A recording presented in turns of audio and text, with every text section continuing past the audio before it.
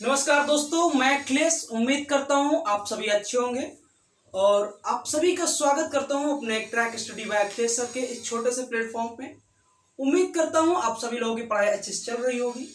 आप सभी लोगों की पढ़ाई कार्यरत है और आप अपने निरंतर प्रयास कर रहे हैं अपने जीवन में। इस जो अहम पड़ाव पे चल रहे हैं आप इसमें आप निरंतर प्रतिदिन कार्य कर रहे हैं।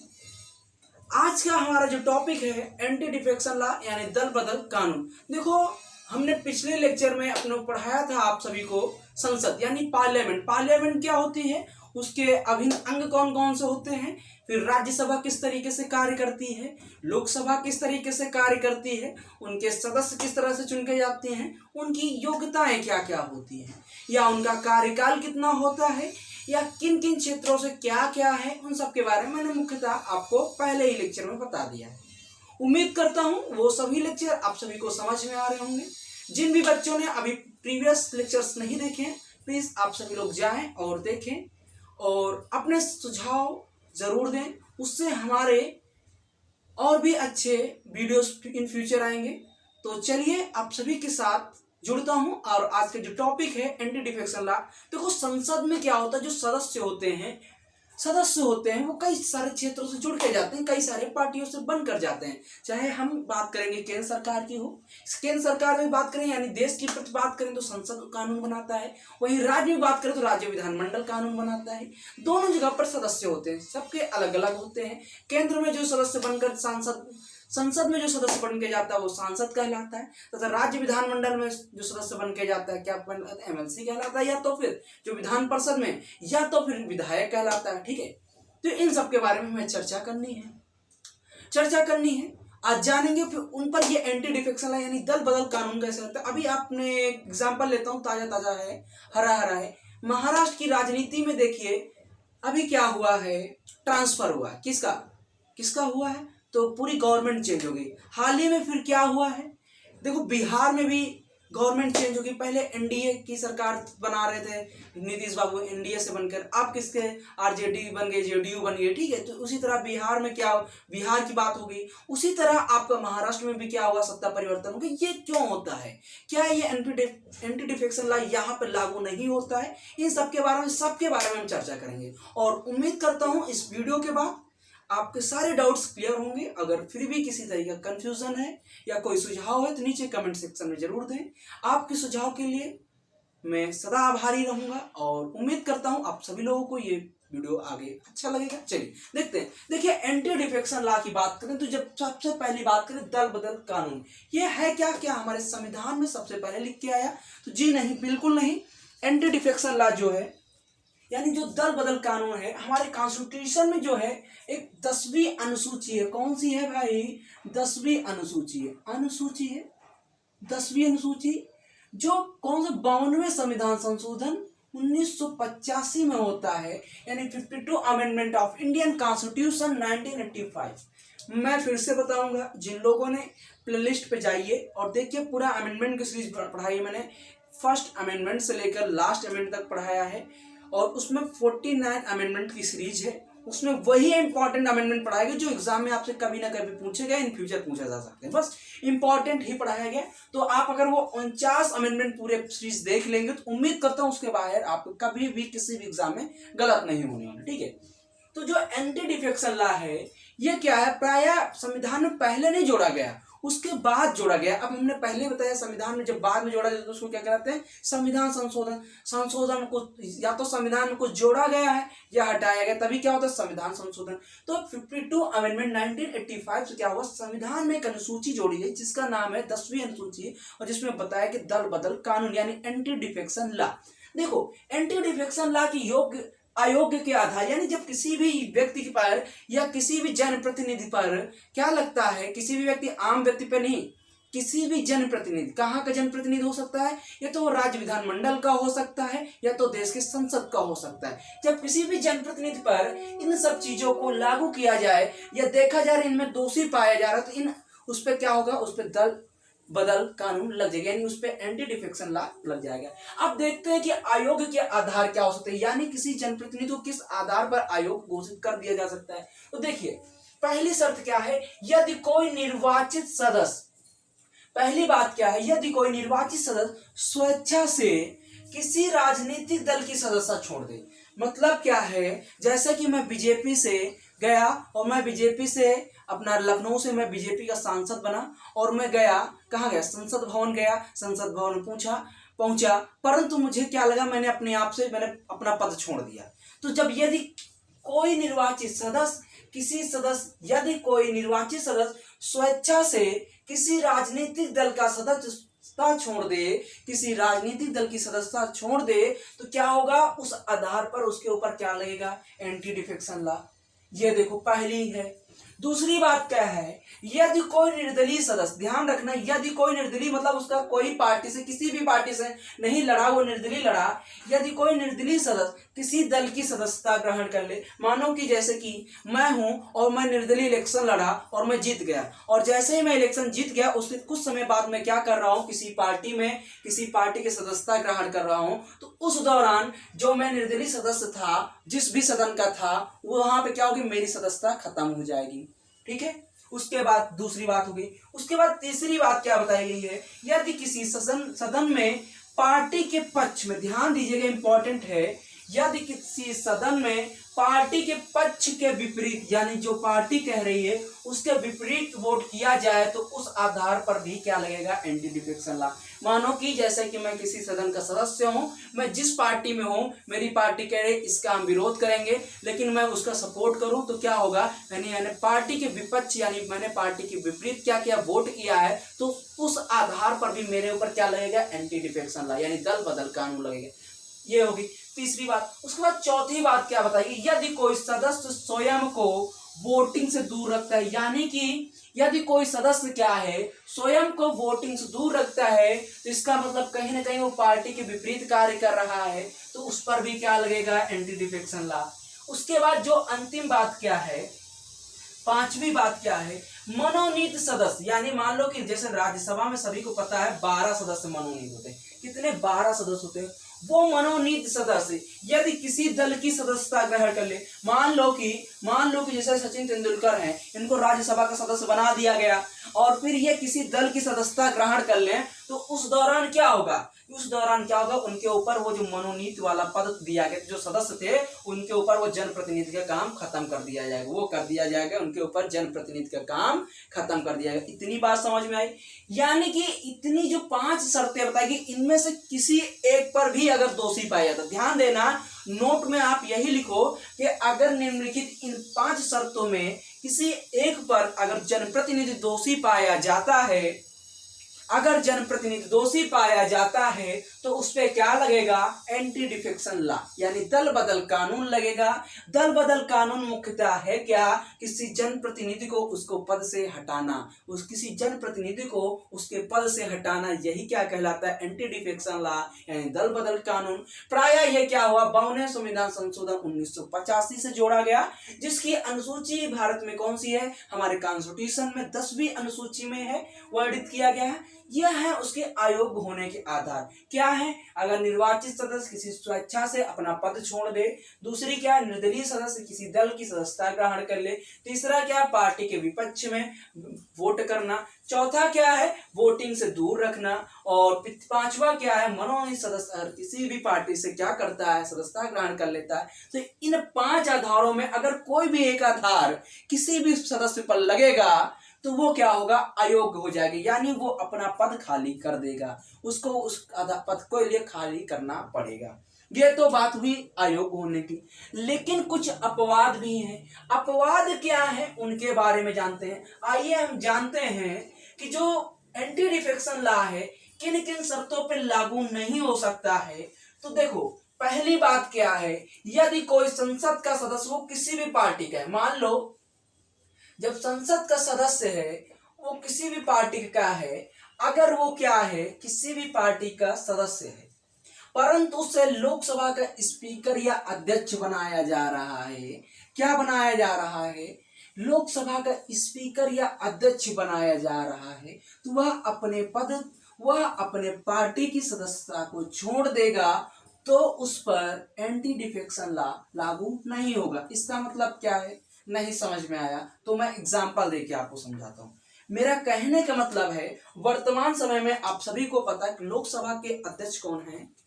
वर्तमान समय में लोकसभा के अध्यक्ष कौन है? ओम बिरला साहब हैं। सभी को पता है बीजेपी से सांसद है। क्या है? बीजेपी पार्टी से सांसद है और उनको क्या बनाया गया वर्तमान समय में लोकसभा के अध्यक्ष। अगर लोकसभा के अध्यक्ष हैं तो वो चाहे तो बीजेपी से अब पार्टी से अपना नाता छोड़ सकते हैं। वो बीजेपी पार्टी से अपना नाता छोड़ दें और अध्यक्ष पद पर काम करते रहें और जैसे ही उनका अध्यक्ष पद से काम खत्म हुआ यानी वो अध्यक्ष पद से मान लो इस्तीफा देना चाहते हैं तो फिर भी उनको सांसद क्या होगा? सांसद पद उनको मिल जाएगा। यानी कि हमारा सीधा सा मतलब क्या है? पहली बात हमने बताई, अगर वो लोकसभा के क्या है? लोकसभा के स्पीकर हैं ऑब्लिक या अध्यक्ष कह लो, मतलब जो भी कह लो, जो तुम्हारा मन हो वो कह लो, ठीक है। तो उस पर भी ये नहीं लगेगा, वो अपनी पार्टी की सदस्यता छोड़ सकते हैं, कोई दिक्कत नहीं। और जैसे जब दोबारा छोड़ दिए और जब मान लो जैसे ही अध्यक्ष हैं स्पीकर हो गए, कौन हो गया? ओम बिरला साहब। कौन हो गया? ओम बिरला। ये हैं, ये बीजेपी से हैं, ठीक है। किस पार्टी से? बीजेपी से। ये जब बीजेपी की सदस्यता छोड़ सकते हैं इस दौरान, जब इस पद पर धारण है तो ये छोड़ सकते हैं, ये इनके ऊपर, ये स्वेच्छा से छोड़ सकते हैं, ठीक है। पहली बात। या तो फिर किसी भी पार्टी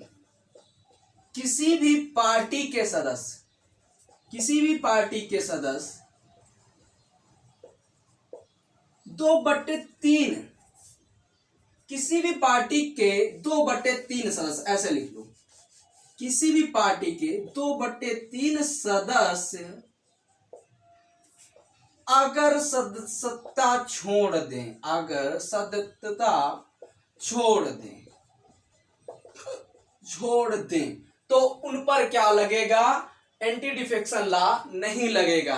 मैंने यानी दो ऐसे अपवाद हैं, या तो फिर वो लोकसभा का अध्यक्ष हो या लोकसभा का मतलब, ठीक है, अध्यक्ष हो, या तो फिर वो किसी भी पार्टी का क्या हो, किसी भी पार्टी के सदस्य 2/3 सदस्य एक साथ क्या हो, उस पार्टी को छोड़कर या तो एक नई पार्टी बना ले या किसी अन्य पार्टी में जुड़ जाए, तो उस आधार पर क्या होगा? एंटी डिफेक्शन लॉ लागू नहीं होगा। यही चीज क्या हुई महाराष्ट्र की राजनीति में रहा। महाराष्ट्र की राजनीति में क्या था? महागठबंधन की सरकार चल रही थी, सबको पता है। उसमें क्या हुआ? एकनाथ शिंदे ने क्या किया? लगभग 40 से 45 विधायकों को तोड़ दिया और अपने पक्ष में ले लिया और वो कहां चले गए? बीजेपी में, और बीजेपी से सरकार बना ली। तो क्या हुआ? उन पे एंटी डिफेक्शन लॉ लगा? नहीं लगा, क्योंकि उन्होंने किससे? शिवसेना से गठबंधन तोड़ा। एकनाथ शिंदे किसके पार्टी के थे? शिवसेना के थे, लेकिन पहुंचे कहां? बीजेपी से सरकार बना ली, क्योंकि उनके पास 2/3 सदस्य यानी 2/3 विधायक थे जो एक नहीं क्या कर सकते थे? सरकार बना सकते थे। इस आधार पे हुआ, ठीक है। तो ये चीजें हुई, इतनी चीज समझ में आई, उम्मीद करता हूं आप सभी को समझ में आई। अब एक बात क्या है, 1992 में क्या हुआ, ये आप सभी लोग नोट करके लिखिएगा। 1992 में क्या हुआ कि ये कहा गया, उच्चतम न्यायालय ने ये कहा कि 1992 में उच्चतम न्यायालय ने क्या कहा? कब? 1992 में उच्चतम यानी सुप्रीम कोर्ट ने कहा कि ये जो अयोग्यता का आधार है कौन निर्धारित करेगा? तो जिस भी सदन का होगा उस सदन का कौन? अध्यक्ष निर्धारित करेगा, यानी अध्यक्ष निर्धारित करेगा। मान लो राज्यसभा का तो राज्यसभा का अध्यक्ष करेगा, लोकसभा का तो लोकसभा का अध्यक्ष करेगा, राज्य विधानमंडल का है तो राज्य विधानमंडल का अध्यक्ष अयोग्यता का करेगा। परंतु क्या है? ये क्या है? न्यायिक समीक्षा के अधीन है। क्या है? न्यायिक समीक्षा के अधीन है, यानी इस पर न्यायिक समीक्षा की जा सकती है, न्यायिक समीक्षा के अधीन है। बताया क्या गया? उच्चतम न्यायालय माननीय सुप्रीम कोर्ट ने क्या कहा कि 1992 में कहा कि किसी भी जनप्रतिनिधि की अगर हमें अयोग्यता को आधार देखना है तो प्रायः उस सदन का अध्यक्ष करेगा जिस सदन का वो सदस्य है, परंतु उस पर न्यायिक समीक्षा की जा सकती है, यानी कि उस पर कोर्ट का भी होगा लेकिन मुख्यतः कौन करेगा? उस सदन का सदस्य का अध्यक्ष करेगा। इतनी बात समझ में आई। यही था आपका एंटी डिफेक्शन लॉ। उम्मीद करता हूं ये चीज आपको समझ में आई। तो चलिए अगली और हम टॉपिक इसी में देखते हैं कि दोहरी सदस्यता क्या होती है, कुछ और अन्य बातें हैं जो संसद से संबंधित उनके बारे में चर्चा करते हैं। तो चलिए आगे हम अगली स्लाइड में चलिए आगे टॉपिक देखते हैं। अगला टॉपिक क्या है? स्थानों का रिक्त होना, यानी कि किसी भी सदन में स्थानों का अचानक से रिक्त हो जाना, ये किस प्रक्रिया के अधीन आता है, ये क्या है? तो चलिए अभी हम उसके बारे में चर्चा करते हैं और सारी चीजें एग्जाम्पल देंगे, लाइव एग्जाम्पल देंगे। क्योंकि जब मैंने पॉलिटी पढ़ाना स्टार्ट किया था आप सभी को, तो मैंने आप सभी को बताया था कि वर्तमान समय में जो करंट में मुद्दे चल रहे हैं उन्हीं से रिलेट करते हुए हम आपको पूरी पॉलिटी पढ़ा देंगे और आपको आसानी समझ में आएगा। उम्मीद करता हूं कि जो भी 300-400 बच्चे मुझसे जुड़े हुए हैं प्रतिदिन, वो बच्चे प्रॉपर वे में तैयारी कर रहे हैं और उनको सभी को अभी तक मेरे सारे वीडियोस में संतुष्टि मिली है। तो चलिए आप सभी को, जो भी नए बच्चे जुड़ रहे हैं उन सभी को प्रार्थना करता हूं, उम्मीद करता हूं कि आप सभी लोगों को अच्छा लग रहेगा। ठीक है, चलिए देखता हूं कि संसद में जब स्थानों का रिक्त हो जाना, ठीक है, ये क्या कहलाता है, दोहरी सदस्यता क्या है? एक वर्ड आता है दोहरी सदस्यता। लाइव एग्जांपल लेते हैं कि जैसे मोदी जी वर्तमान समय में देश के प्रधानमंत्री हैं। प्राय इन्होंने जब 2014 में इलेक्शन लड़ा था तो इन्होंने 2 स्थान से लड़ा था, एक गुजरात से लड़ा था और एक कहाँ, यूपी के काशी से लड़ा था। इन्होंने 2 जगह से अपना नॉमिनेशन किया था और ये दोनों जगह जीते। लेकिन वहां पर इन्होंने गुजरात की जो सदस्यता ग्रहण की तो उसको त्यागना पड़ा, क्योंकि 21 जगह के सदस्य हो सकते हैं, इन्होंने काशी की अपनाई। उन्हीं सब चीजों के बारे में आज हमें समझना। चलिए आइए देखते हैं पहला हमारा टॉपिक क्या है, दोहरी सदस्यता। यानी संसद में दोहरी सदस्यता क्या हो सकती है, नहीं हो सकती। तो देखिए, कोई व्यक्ति संसद के दोनों सदनों में सदस्य चुन लिया गया तो उससे संसद के दोनों सदनों में, मतलब राज्यसभा में और लोकसभा में, ध्यान देना पहले कंडीशन क्या है कि किस आधार पर दोहरी सदस्यता हो सकती है। यदि कोई व्यक्ति संसद के दोनों सदनों के सदस्य चुन लिया जाए तो उसे 10 दिन के अंदर, ध्यान देना, तो उसे 10 दिन के अंदर किसी सदन की सदस्यता छोड़नी होगी।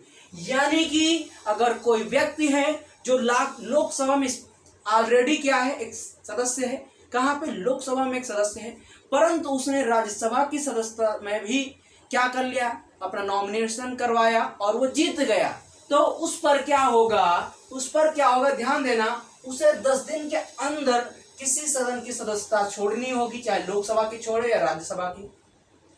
सूचना ना देने पे, ये देखो शर्त क्या है, अगर वो सूचना नहीं दे रहा कि हमें कहाँ छोड़नी है, सूचना ना देने पर राज्यसभा की सदस्यता खत्म हो जाएगी। यानी वो राज्यसभा की सदस्यता उसकी स्वतः खत्म हो जाएगी। कितने, 10 दिन के अंदर। अगर नहीं दे रहा तो 11वें दिन उसकी सदस्यता खत्म हो जाएगी। पहली कंडीशन क्या है कि कोई व्यक्ति दोहरी सदस्यता क्यों नहीं रख सकता, अगर कोई व्यक्ति संसद के दोनों सदनों में, मतलब राज्यसभा और लोकसभा में, दोनों सदनों में सदस्य चुन लिया जाता है तो उसे 10 दिन के अंदर सूचना देनी होती है कि हाँ, हमें किस सदस्य की सदस्यता लेनी है, किस सदन की, किस सदस्य की नहीं लेनी है सदन की। अगर वो सूचना नहीं दे रहा है तो राज्यसभा की सदस्यता उसकी स्वतः खत्म हो जाती है, पहली बात। दूसरी बात क्या है, किसी सदन का सदस्य किसी दूसरे सदन का सदस्य चुन लिया जाए तो पहला समाप्त हो जाएगा। यानी पहले सदन का जो सदस्यता होगी वो समाप्त हो जाएगी। इसका मतलब क्या है, मान लो कोई व्यक्ति है, वो क्या कर रहा है, लोकसभा का सदस्य है। क्या है, कोई व्यक्ति है जो लोकसभा का सदस्य है, परंतु वो राज्यसभा में भी सदस्य चुन लिया गया। ठीक है, तो अब इस कंडीशन में क्या होगा, कि उसे पहले सदन का क्या छोड़ना होगी, सदस्यता छोड़नी होगी। या तो फिर ऐसे समझ लो, जस्ट अपोजिट कर लो, मान लो कोई भी व्यक्ति है जो राज्यसभा का सदस्य है, परंतु उसने लोकसभा के इलेक्शन लड़ा और वो जीत भी गया, तो उस दौरान क्या होगा, उसे राज्यसभा की सदस्यता छोड़नी होगी। या तो फिर वो 10 दिन के अंदर क्या कर दे, बता दे कि नहीं, मैं राज्यसभा का ही सदस्य रहूंगा, लोकसभा के नहीं रहूंगा। ये दूसरी कंडीशन होगी। तीसरी कंडीशन क्या है, अगर कोई सदस्य 2 स्थानों में चुनाव जीत जाता है, जैसे मैंने मोदी जी को बताया ना, अभी एग्जाम्पल दिया ना, मोदी जी ने कहां से 2 स्थानों से लड़े थे, और वर्तमान में 2019 का जो इलेक्शन हुआ उसमें राहुल गांधी जी ने भी 2 जगह स्थान से लड़ा। एक कहाँ, केरल से लड़ा और एक उत्तर प्रदेश के अमेठी से लड़ा। अमेठी से उनकी हार हुई, परंतु आज भी लोकसभा में सदस्य हैं क्योंकि उन्होंने केरल वाला इलेक्शन जीत लिया था। इसलिए क्या हुआ, अगर कोई सदस्य 2 स्थानों से चुनाव जीत जाता है तो उसे एक स्थान का पद छोड़ना होगा, नहीं तो दोनों समाप्त हो जाते हैं। एक का छोड़ो, नहीं तो दोनों जगह की सीटें रिक्त हो जाएंगी। तो इस स्थान पे, इस कंडीशन में भी सीटों का स्थान रिक्त हो जाता है, इस कंडीशन में भी रिक्त हो जाता है, और तीसरी कंडीशन में भी रिक्त हो जाती है। चलिए चौथी कंडीशन क्या है वो भी देख लेते हैं।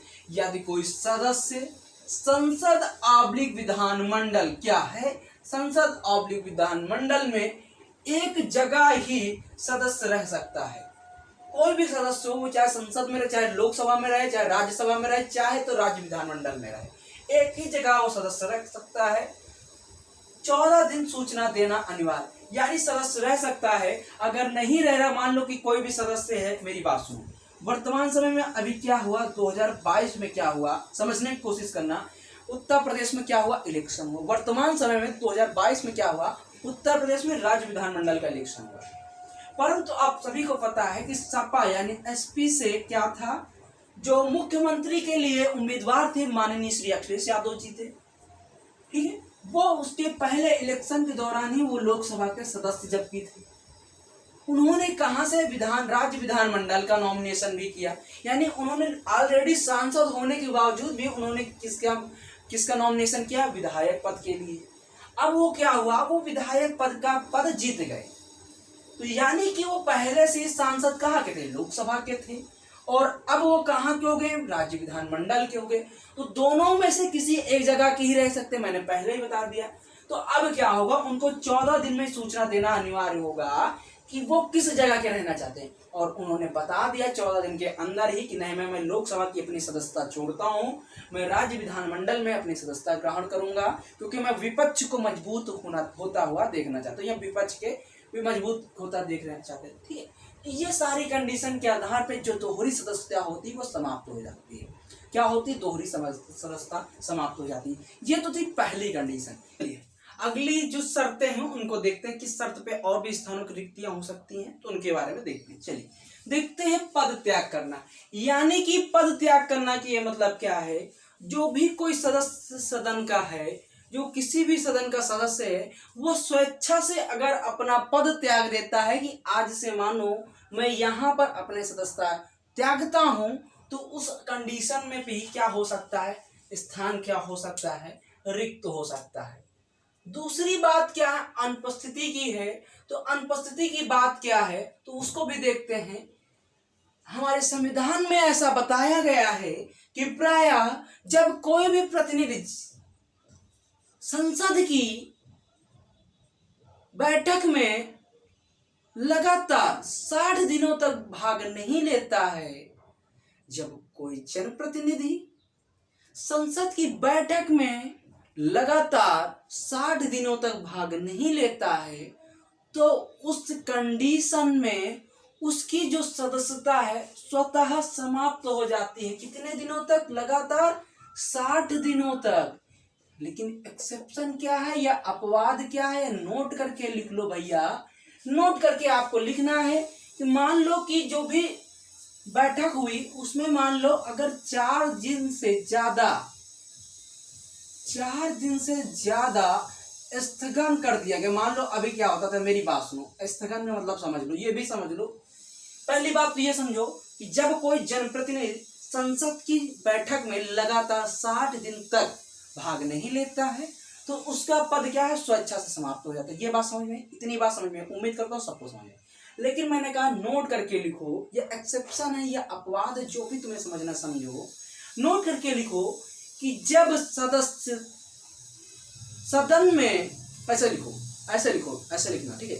सदन की कार्यवाही के दौरान जब सदन को 4 दिन से अधिक के लिए स्थगन यानी रोक दिया जाता है, उस दौरान उस अवधि को नहीं जोड़ा जाता है। यानी कि अगर मान लो जैसे कि अभी क्या चल रहा था, मानसून सत्र चल रहा था सदन का।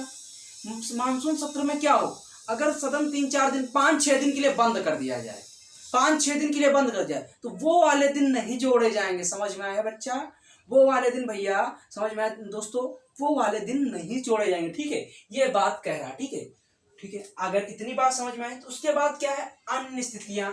अन्य स्थितियां में मतलब क्या, कुछ और भी कंडीशन हैं जिनको हमें जानना है। तो अन्य कंडीशन क्या है, पहली कंडीशन है यदि उस चुनाव को अमान्य घोषित कर दिया जाए, यानी कि जिस चुनाव से वह सदस्य बनकर गया है किसी भी सदन का, वो चुनाव को क्या कर दिया जाए, अमान्य या जीरो घोषित कर दिया जाए। और कौन घोषित करेगा, तो उच्चतम न्यायालय सुप्रीम कोर्ट करेगा। ठीक है, घोषित कर दिया जाए, पहली कंडीशन, यानी उस चुनाव को या तो अमान्य या तो शून्य घोषित कर दिया जाए। कौन करता है भैया, सुप्रीम कोर्ट करता है। इतनी बात समझिए। दूसरी बात क्या है, यदि उसे सदन द्वारा निकासित कर दिया जाए, यानी उस सदन को, उस सदस्य को उसे सदन द्वारा निकासित कर दिया जाए। ठीक है, यानी सदन के द्वारा निकासित कर दिया। यह क्या होगा, जब प्राय वो सदन में हो हल्ला करेगा, सदन की मर्यादा के खिलाफ जाएगा, तब होता है ऐसा। ठीक है, तीसरी बात क्या है, यदि वह राष्ट्रपति या उपराष्ट्रपति चुन लिया जाए। जब वह राष्ट्रपति या तो उपराष्ट्रपति चुन लिया जाएगा तो उसका पद खाली हो ही जाएगा, सबको पता है, सबको पता है, ऐसे तो बात है ही नहीं। यदि उसे, इसका मतलब समझ रहे हो ना, ये तो राष्ट्रपति या उपराष्ट्रपति, मतलब जब राष्ट्रपति चुन लिया जाए तो राष्ट्रपति किसी सदन का सदस्य नहीं होता है, उपराष्ट्रपति भी किसी सदन का सदस्य नहीं होता है। ठीक है, यदि उसे राज्य का राज्यपाल बना दिया जाए, यदि उस व्यक्ति को किसी राज्य का राज्यपाल बना दिया जाए, तो इन सारी कंडीशन में क्या होगा, पहली मैंने दोहरी सदस्यता बताई, दोहरी सदस्यता के कितने भाग हो सकते हैं उनको समझाया। उसके बाद बताया पद त्याग करना, यानी उससे अच्छे से अपना पद त्याग कर दे, अनुपस्थिति मतलब 60 दिनों तक रहे। अन्य स्थितियां क्या हो सकती है, उस चुनाव में अमान्य घोषित कर दिया, जीरो घोषित कर दिया। कौन करता है, सुप्रीम कोर्ट करता है। यदि तो उसे सदन द्वारा निकासित कर दिया, यानी वो जब सदन में अवहेलना करे, सदन के मर्यादा का अवहेलना करे, तो उसको निकासित कर दिया, तो उस दौरान उसकी सदस्यता खत्म हो सकती है। तीसरी क्या है, यदि वो राष्ट्रपति या उपराष्ट्रपति चुन लिया जाए। चौथी क्या है, यदि उसे किसी राज्य का राज्यपाल बना दिया जाए। इस समस्त स्थितियों में उस सदस्य की स्थान रिक्त हो जाएगा, यानी उस सदस्य को अपना पद त्यागना पड़ेगा। और इससे क्या होगा, संसद में, राज्य विधानमंडल में क्या होगा, वहां पर स्थान रिक्त हो जाएंगे।